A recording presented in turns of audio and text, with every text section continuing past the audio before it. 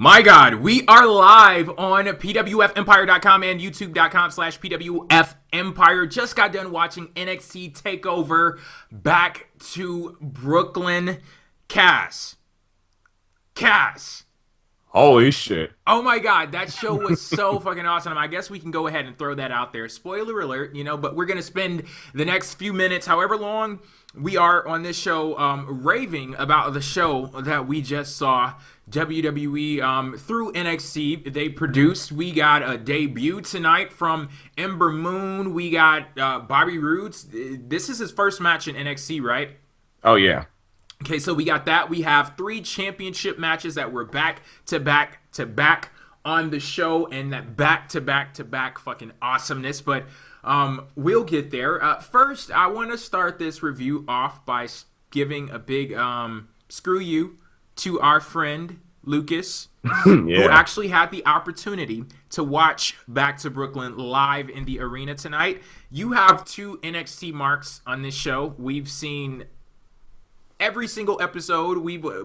Cass watched NXT before NXT was a quote-unquote hot thing in WWE. So he's a little bit more of a mark than I am, but still big, huge marks.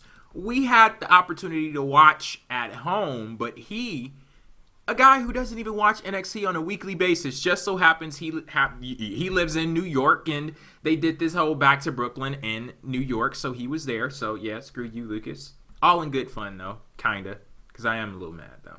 But yes, and this just proves that you just when you just watch the damn show, people. Like seriously, you'll get some fun out of it. Believe us. Yes. We will get some friggin' fun out of it. So, let's go ahead and start the night off the way in which NXT kicked the night off. No Way Jose versus Austin Aries. Austin Aries walks away with the victory here because No Way Jose, he tapped out to the last chancery. That's right? Yes, absolutely. Okay. This match, it was a lot better than what I expected it to be. Oh, yeah. And I will say, most of that was completely unreasonable. Like, me being uneasy about this match, it's unreasonable because No Way Jose weirds me out. I think it ties back to that No Way Jose day that they did on Twitter, where a lot of the wrestlers in WWE, they changed their icons to his face. And I was just so fucking weirded out by that I have not, like, this match with him and Austin Aries was the very first No Way Jose match that I've watched from start to finish. Like, anytime he's popped up on NXT TV, I've always fast forwarded through the matches because he weirds me out for some reason. But I made it through this one, and I'm glad I did because he was cool, and Austin Aries, he was for damn sure great in-ring ability from him. Oh yeah, absolutely. I mean, I was actually really shocked on how the crowd reacted to No Way Jose. Mm-hmm. Yeah, they liked him, really. Yeah, and that was actually my one fear in this. But as far as the opener, it definitely exceeded my expectations. It was a good match. I think that's pretty much all we could say. It was just a good match, and it was a good opener to get the crowd in. I think what happened afterwards kind of overshadowed everything of what happened. Mm-hmm. Yeah, this match, it was solid. And me seeing No Way Jose compete for the first time, basically, I like his in-ring style. I think he's cool. He has a little bit of flair to how he competes in the ring. You look at him, and he's like this big dude, and he doesn't really wrestle a power style. It has a little bit of finesse to it, which I think it's cool, and it plays into his old, samba party gimmick, whatever it is. So, but yeah, as you were alluding to, after the match, we got an appearance from Hideo Itami, who just recently returned from injury, and it looks as if he's going to be moving into a program with Austin Aries. Awesome. And correct me if I'm wrong, but this was the first time that we've seen him hit the GTS on TV, right? Correct, my friend. Okay, which was nice. You could hear the crowd calling for it, and boom, we got it right there in a feud between Austin Aries and Hideo Itami. That seems like we could be in for some good action there. Oh yeah, we really are. My only fear is I just hope they just don't throw No Way Jose under the bus. Mm-hmm. That's my one fear, and I'm not even that big of a fan of the guy. I'm still getting used to him, so I'm glad they set up another program. Just hope that No Way Jose gets thrown under the bus after this. Okay, and let's move on to the next match at Takeover. This was the debuting Ember Moon versus Billie Kay. Billie Kay has this storyline going on. She had a big head because she competed on SmackDown, and she took that The number down one to A show. NXT. She took that down to NXT, and it propelled her to the level where she got a match at TakeOver, but that match was a losing effort because the debuting Ember Moon wins with a corkscrew stunner delivered from the turnbuckle, which Fucking awesome finisher. yeah, right it caught me off guard. I've never seen a match from Athena before. That was her previous name on the indie scene. I've never seen a match from her before, so that move, it caught me off guard, and I was like, well, damn, look at you. I was already impressed before that, but then when she pulled that out, I was like, okay, that's nice. I like that. Oh, yeah, definitely. Like, I actually give Billie Kay a lot of credit because you can tell she's been working her ass off to prepare for something like this. And Jay, we've said we don't even like her theme song, but I think she has a new one because the time that I said previously that I didn't like her theme song, it sounded different. This one was definitely I could actually tolerate it. But yeah, as far as Ember Moon, much like you did, this was my first time seeing her in in-ring, so I was just very impressed with everything. And that finisher just topped it. Like, seriously, a spring. Then John Cena, take notes. That's how you do a fucking springboard stunner and you don't botch. When it comes to Ember Moon, I was impressed from top to bottom with her. When you talk about the aesthetics, because that's important in professional wrestling, and we'll talk about that in the next match, definitely. The aesthetics and the look and the feel. She has a great theme song. She has, like, her attire, it looks friggin' awesome.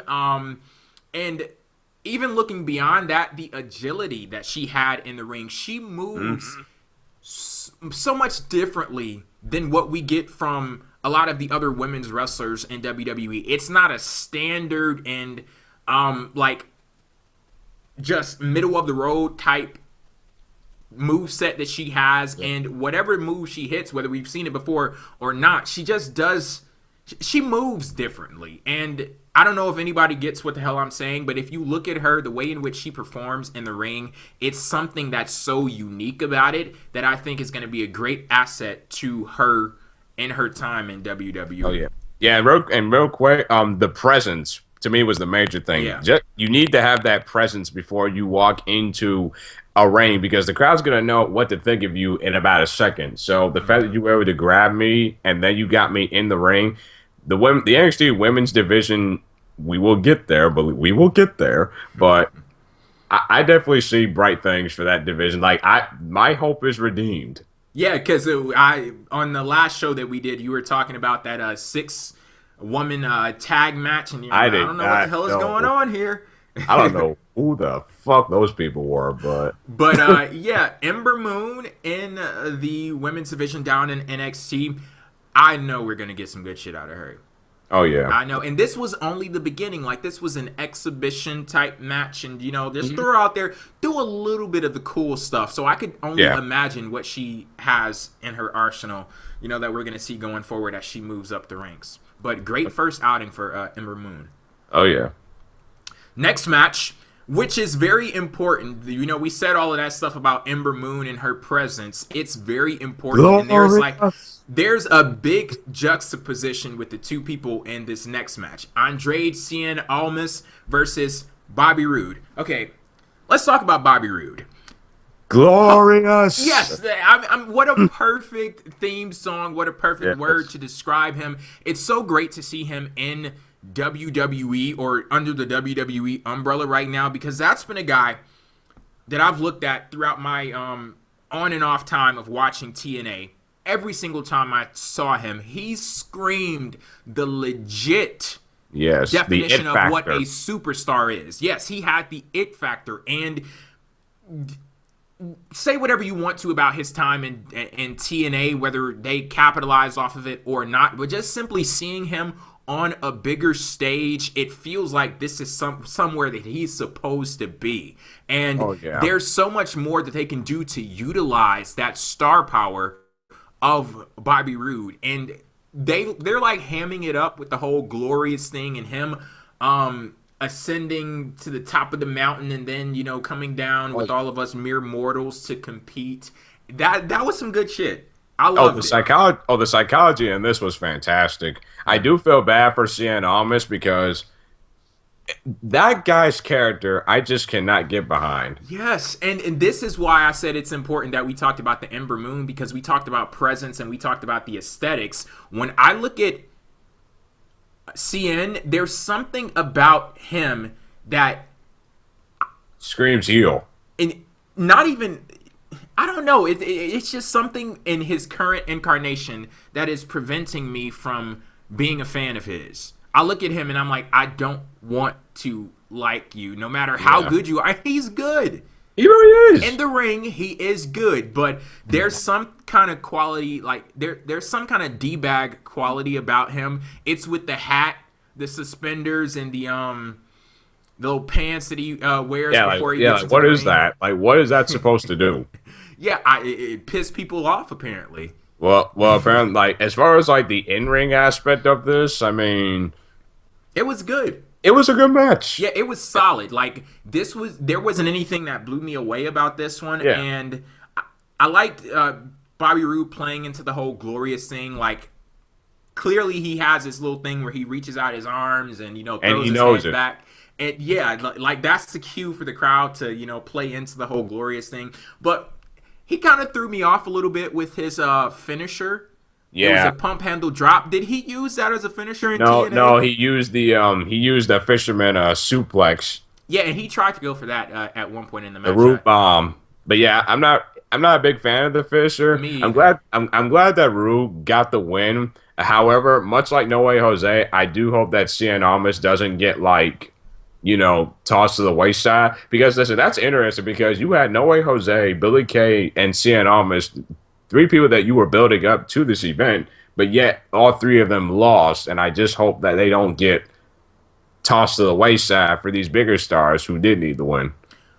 I know with the case of Billie Kay, that was like building up for a fall. No Way Jose and Andrade Cien Almas, that was just, okay, let's give these guys that we want to do something with, a solid match. And, I don't know what's going to happen with them after, but I'm hoping that CN gets on track. But going back to Bobby Roode and that pump handle drop, it caught me off guard when he used that, because that's not something that you see in wrestling these days. Like back in the day, I know when I started watching wrestling, you had Road Dogg and at least he could have bumped it up to the pump handle slam that Test used to use, where he popped the guy up on his shoulder and then slammed him to the mat. I don't know. Maybe it's just that I'm one of these elitist wrestling fans where I'm like, everything has to advance and everything has to evolve, and your moves have to have like 50 fucking flips and shit in it.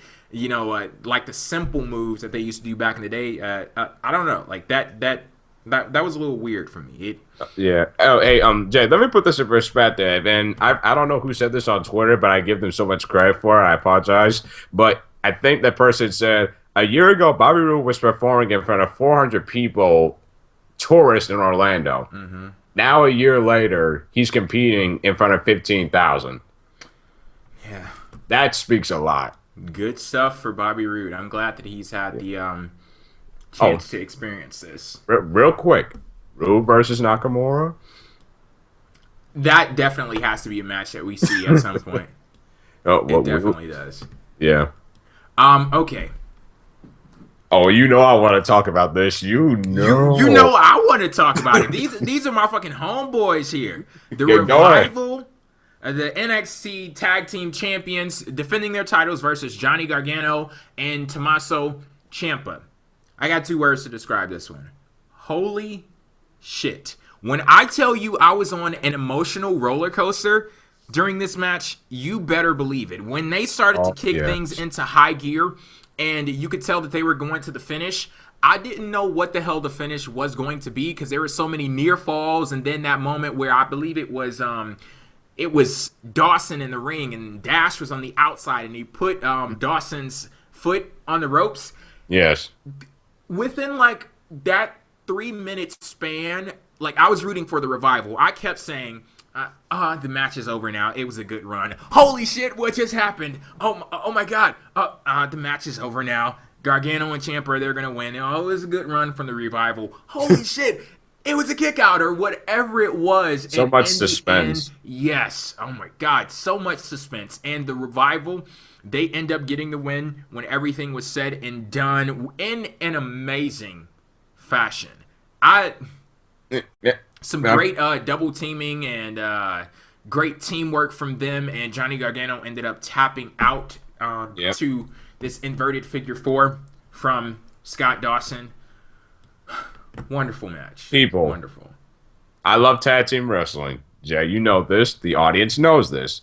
So, you know damn well I appreciated every single thing for what all 4 of those men did in that match. That is what tag team wrestling is all about. And I said this on Twitter. I'm really happy that the Revival, Gargano, and Ciampa can still prove to the world that tag team wrestling can still be in the grand scheme of things. Because here's the thing. It's all about the singles competition these days. You definitely don't have that long team longevity that you had back in the day, because you saw a lot of that of tag team wrestling with the Hart Foundation, Demolition, the Road Warriors. Like, you could just go out and name them. And tag team matches don't main event shows. However, I feel as if this could main event a show anywhere in the world. Could you possibly say that Scott Dawson and Dash Wilder are participating in a revival of tag team wrestling? Oh, fuck yes, they are. And you see what I did there?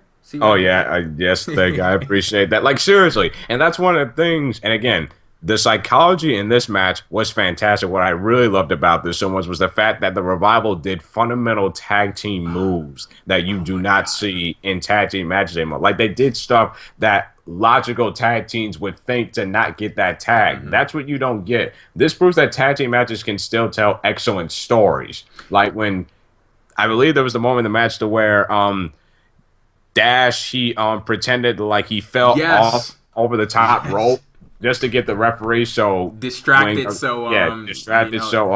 the tag seemed like it never happened. Mm-hmm. Brilliant stuff. They do the smart thing, which is why, and another reason why I love the Revival is they care. Like, they truly do care. Like, they really do want to revitalize tag team wrestling. And as a big fan of that, my hat's off to all 4 of those men.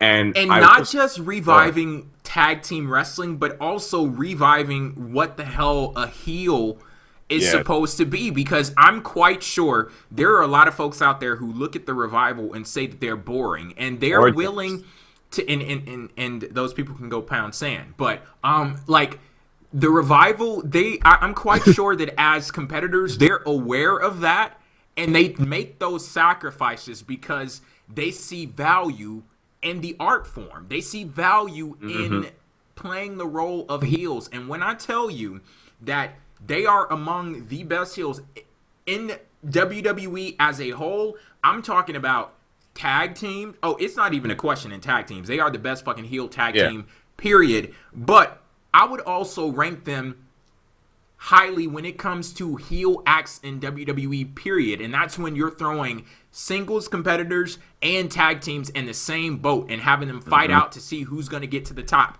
There's a great argument to be had that the Revival is the best heel act in WWE, period. Because I see them and what they do, and you know, they structure matches like this, whether it be singles or tag, they have the heels beat down the baby faces just so that the crowd anticipates the comeback. And when it's a tag team match, they'll have them work down one of the baby faces so the crowd anticipates the hot tag. But I see so much value in the beatdowns from the Revival that, and they're intelligent. Like, the comeback doesn't even have to happen, because that's the match for me. Like, you would expect in those moments that's when the match slows down, but it doesn't slow down at all. I find myself so enthralled by what they do when they're beating down another tag team and they're working them down. There's so much value in that before you even get to what you're supposed to care about. Like, man, this team, oh my, I fucking love the Revival. If you can't tell already. And people, if you're not a fan of the Revival after this, like, seriously, then you're just shitting on them, because there's really no reason to shit on these guys. And again, they have hope if they ever get to the main roster. I truly do think they have hope. I really do think, like I said, they're revitalizing tag team wrestling, which is what I've been begging for the WWE and wrestling in general to do for years, and I'm finally getting it. Oh, real quick, was I the only one thinking that Tommaso was going to turn heel at the end of the Yes. match the way they were setting that up? No, you weren't the only one. I was thinking that too. And that's such a weird thing in wrestling. Like, that's some shit that you can only get in wrestling. You have a friend consoling their friend after some, heartbreaking loss. And you're like, oh shit, I don't even know if I can look at this because he's going to kick his ass right now. I was imagining him doing what Samoa Joe did to, it wasn't Samoa Joe, Kevin Owens did to Sami Zayn, where he's like, they're standing right next to each other, and he just turns around and just slams them to the fucking slams them to the fucking ramp. But yeah, I thought it was gonna happen, but thank God it didn't. Thank God it didn't, because that would have ruined everything about it. And we have hoodies in the chat saying best heel act. Jay must have forgot about Mike the Miz. No, I would the Miz. He's a great heel. But I gotta rank Dash and Dawson above him. And as good as a heel as a Miz is, I don't even think that's a close one. Like, that's definitely another topic for another day. Okay. What else do we have here? Okay. The women's title match. The NXT Women's Championship match. Asuka versus Bayley. Oh my God. Deep breaths. So, the deep breaths, people. Props to the NXT commentary team, the awesomeness of Corey Graves. Oh yes, he covered Bayley. Excellent. Yeah, and just them and all of that like fire that they were giving when Asuka locked on the Asuka lock, and knowing that that was the move that she passed out to and caused her to lose her championship. Great stuff. Wonderful stuff. And then there was a point in the match where Asuka put on the Asuka lock once again. Bayley fought out of it and then hit her with the Bayley to belly. That was a great moment in the match. Or what about when Asuka hit the kick and Bayley immediately got right back up? I literally jumped out of my chair and said, what the fuck? What just happened?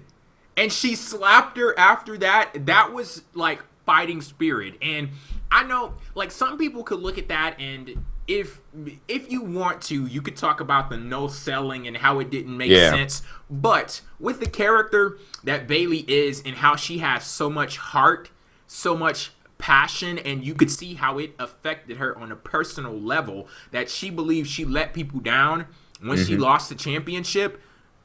I could believe it. That's one of those moments where it's like suspension of disbelief. I'm going all the hell in on this. Like, I'm on board. I'm riding that wave of emotion. What I really liked is the fact that if you saw the camera work on how when Bayley lost, you saw Sasha Banks and Becky Lynch like in the camera. That was fantastic. Like, there was this great psychology in this match. Fantastic stuff. I will say though, I do think that the match kind of suffered just a tad bit because of the tag team match and how great that was, because you can kind of tell that the crowd was like trying to calm down a bit, which kind of concerned, because when you have championship matches that you know are going to be fantastic back to back to back, it does kind of, because you got to have that sleeper match to have the crowd come down to get back in. But hey, no, you don't. No, you do not. Because look, from my perspective, and I'm being completely honest, I forgot the tag team match happened during this match, and I could say the same thing for Samoa Joe and Nakamura. I don't. Maybe it's like this weird thing that goes on in my mind where I give NXT this pass, and it's something that I do subconsciously, because maybe on the main roster I'd complain and I'm like, holy shit, I need a break. I didn't want a break tonight. I didn't. And they didn't give me one. They damn sure did not, because these last 3 matches, they really turned it out. Like, I understand what you're saying, and I'm quite sure there are some people out there who are really feeling that. I'm not one of those people. I didn't want a break. Oh, well, yeah, but yeah, like I definitely see what you mean. But like I said, this match was just great. it was great, and the send off for Bayley Yeah. is what there's no words. No There's words no at all. words. And Sasha Banks tweeted out, and Sasha Banks is still, as we speak, marking out about Bayley on Twitter. She's posting, "She makes me feel special." She talked about how she was her inspiration. This Then makes me want to cry and just like break down and just she be like, she actually tweeted out "greatest of all time" and tagged Bayley in it. She called her hero. Yeah, and it may, because Bayley is an active competitor, and I'm quite sure more of her career is ahead of her than it yes. is behind her. It may seem weird to hear a person like Sasha Banks or anyone at all refer to Bayley as the greatest of all time. I'm just gonna say this: it's not that far fetched. Not at all. I'm not making I'm not making an official statement now. But when you're talking about the greatest women's wrestlers of all time, referring to Bayley as such is not that much of a stretch. Oh, wait till she gets to the main roster. She's gonna be making that John Cena money. I don't even want to talk. You're trying to ruin my high right now, because I got some thoughts about Bayley on the main roster that I'm quite sure no one wants to hear. Did you real quick? Did you see that WWE 24? I have not seen it yet. I haven't seen that either, but it does intrigue me. Yeah, I gotta watch that. I'll probably end up watching this either tonight or before SummerSlam tomorrow. But one Shit, thing, I need to sleep after what happened tonight. so much stuff to do. But I'm so glad Hoodies posted this in the chat. Asuka has to be champion forever. Corey Graves, after Fantastic. the match, one awesome dude right there. After the match, he starts going off and he's like, no one has found an answer for Asuka yet.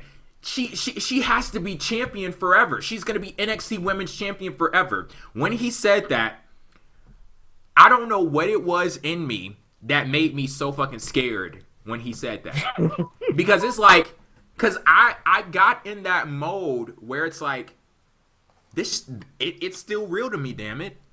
I'm like, oh my god, she really could be champion forever. And I'm not a woman. I'm not even a fucking wrestler. I don't have any reason to be scared of Asuka. But I was scared and also very excited, because you have to know, with making a statement like that, somehow, some way, they are going to have someone attempt to find an answer to Asuka. And knowing how badass she is, that person needs to be terrified right now, and I'm terrified for them. People, I'm gonna throw this out to you and Jay.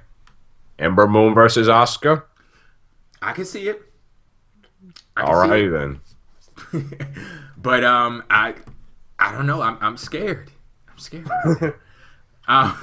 And the final match of the night, we actually did get one championship to change hands, because Samoa Joe ended up losing to Shinsuke Nakamura, and Shinsuke Nakamura is our new NXT champion. Now, I gotta say, WWE Network, go directly to jail, do not pass go, and do not collect $200, because this is some bullshit. And I'm gonna let you know why. I'm watching on my PS4. All of a sudden, I can hear the sound, but I get this message that pops up and saying there was an error. You need to restart the application. So I restart the application, go back to it. I can't see anything at all. I go to my browser on my computer.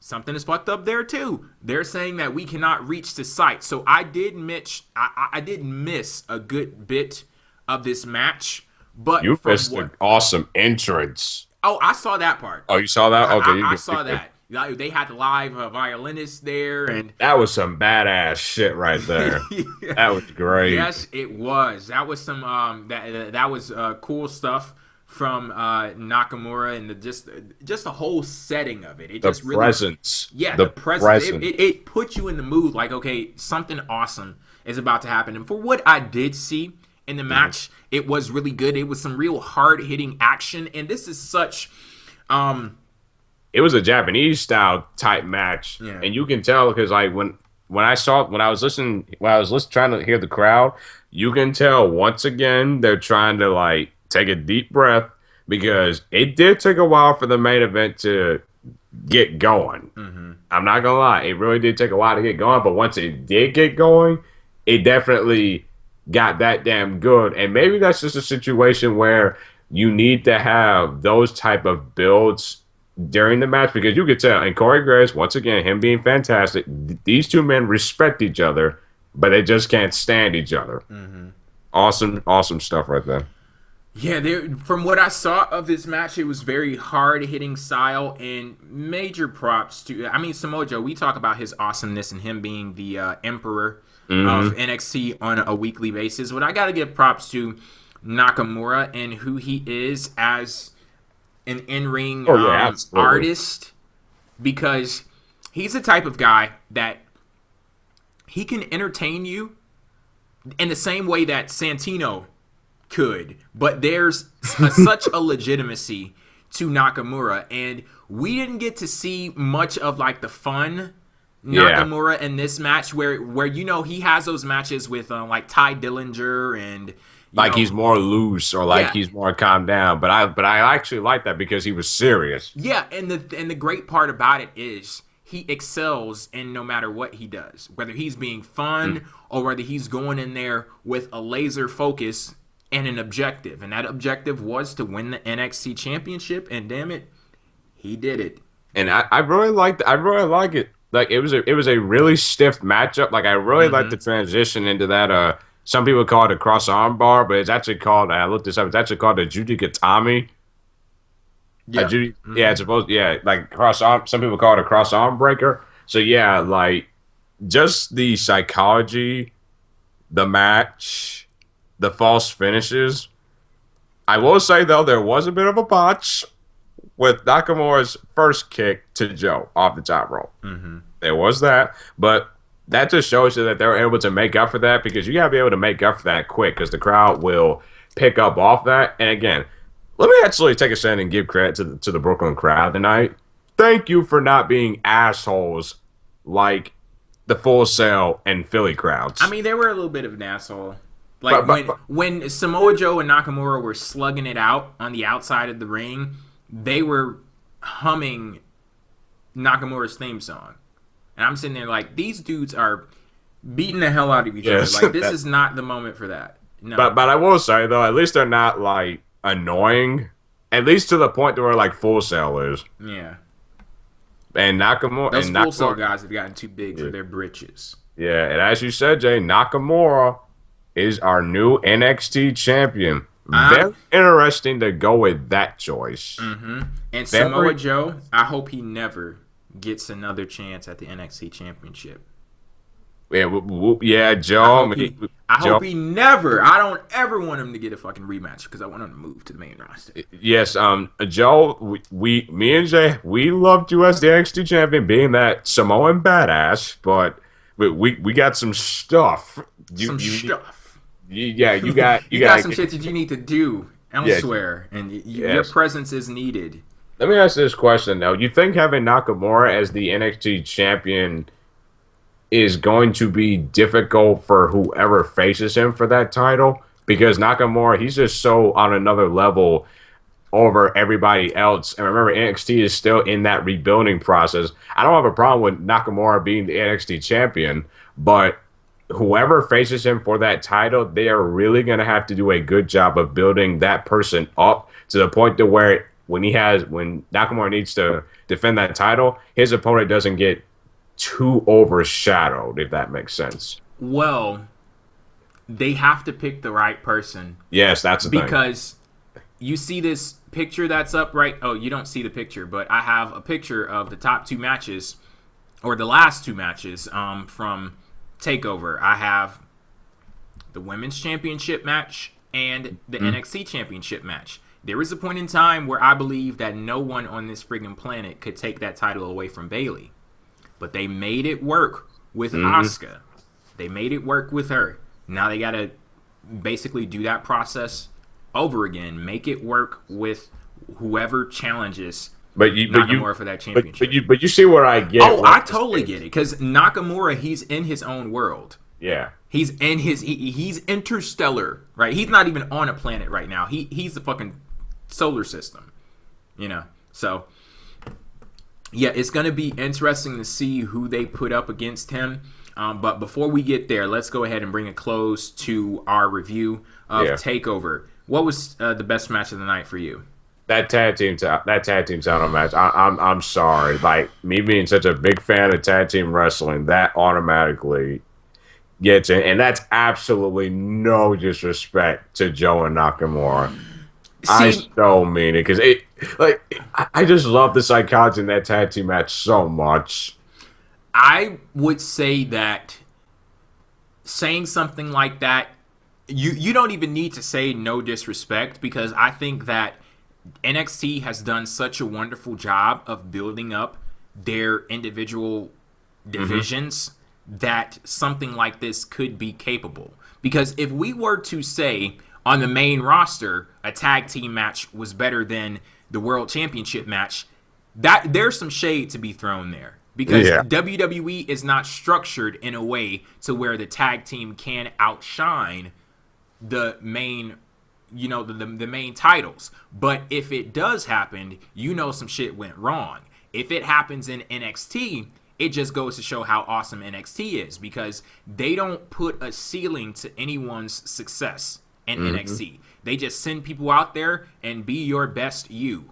Fight it out. And whoever, is standing tall at the end, that's the damn winner. And it doesn't take anything away from the people who didn't get on top, because it's a race to the top, actually. And you may not hit that number one spot, but the distance between 1, 2, and 3, it could be very close. And I think that it was definitely close here. I have got to give it to this was a tough one for me. I don't want to punk out and say a tie. I got to make a decision. I'm gonna give it to the tag team match too. Yeah. I was going back and forth on Bayley and Asuka in the tag team match. At 1A, 1B. That's what I'll say. And by the way, WWE main roster, SummerSlam tomorrow, they were able to put together an awesome show in 2.5 hours. You have a 4-hour show. 35-hour show. That's what it's going to feel like. So you better do everything in your power to make SummerSlam kick ass. I'm not even going to be unfair to WWE and put that on them, because no, not at all. But thank you guys for tuning in to this show. Cass, I have to say, it was wonderful to have you on air for this. I usually do these reviews by myself, but this was good. Having somebody to mark out with for NXT, it's pretty good. One last thing. We are NXT. All right, thank you guys for tuning in. Peace.